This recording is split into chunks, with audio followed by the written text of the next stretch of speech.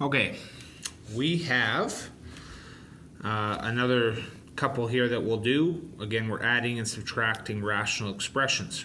Rational expressions, when you add them or subtract them, just like fractions, you have to have a common denominator. So in 5a, we have a minus 1 and a 1 minus x. We want to factor first if we can, because that then helps us see what factors the bottoms have in common and what they're missing. Now this is a special case. If you look closely, we have ax minus 1 and then 1 minus x. These are considered opposite expressions. Kind of like if I had a 6, the opposite expression would be negative 6. They're just negative versions of each other. So in this case, these are just negative versions of each other.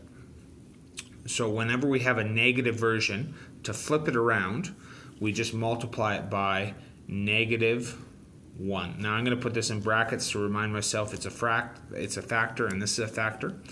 So we have negative 1. We're going to multiply the top and the bottom by negative 1, negative 1. So as I multiply this through, it becomes x minus 1, because whenever you multiply something by 1, it becomes the opposite version. So negative 1 multiplied by 1 becomes negative 1. Negative 1 times by negative x becomes a positive x. All right. On top, 1 multiplied by negative 1 becomes a negative 1. I wrote that too close to the top, so I apologize. And then I have x minus 1. The bottoms, or the denominators, are the same in this case, so now we can write it as one happy fraction. So on top we have 2 minus negative 1.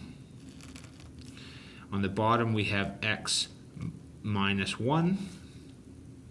Now 2 minus negative 1, it might blow your mind here, but it actually becomes positive 3. Remember, when we're subtracting negatives or subtracting polynomials, we leave, change, change. So this becomes a plus, this becomes a plus, this stays the same as a positive 2. So 2 plus 1 is 3. If you don't believe me, you can use your calculator to check it. All right, so then we have x minus 1. All done. Now to b. B again is another example of having opposites in the bottom. Notice here, this is in factored form, which is nice of them to give us a factored version. So both bottoms have a factor of m. That's good. This one has a m minus 7. This is a 7 minus m. Notice these two in the brackets are opposites of each other. We want to make them the same. So we'll multiply the top and the bottom by negative 1. Negative 1 times 7 becomes a positive, or negative 7. Negative 1 times positive m. Oh, I messed that up. Negative 1 times negative m becomes a positive m. So the bottom becomes m minus 7. Because we multiply this negative through, it goes away because we use it as we multiply through. Ooh, that was a crazy line. So we have an m minus 7, same as here. They're the same denominator, so we can write it as one big happy fraction. We have 5m plus 1, and then we add this expression here. Now when we multiply this fraction by negative 1, we have to multiply by everything in here. So we go negative 1 times 4m, negative 1 times 8. It becomes a negative 4m and a negative 8. Okay. So we combine the like terms now. We have 5m and negative 4m.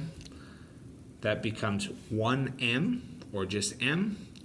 We then have a plus 1 and a negative 8. That is minus 7. All over m minus 7. Now, notice that we have a common factor. We have m minus 7.